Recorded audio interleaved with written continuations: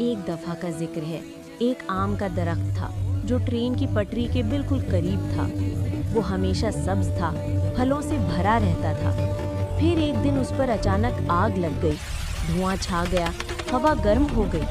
تبھی آسمان سے ایک سفید کبوتر اڑا۔ اس نے اپنے پر ہلائے اور ہلکی سی بارش ہونے لگی۔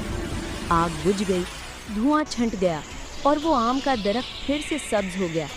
نئے آم لگے اور زندگی پھر سے مسکرائی۔ اسی درخت پر اس سفید کبوتر نے اپنا گھونسلہ بنا لیا، امن اور نئی زندگی کی نشانی۔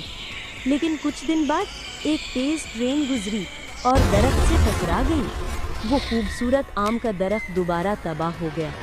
کبوتر نے جب یہ منظر دیکھا تو اس کا دل ٹوٹ گیا۔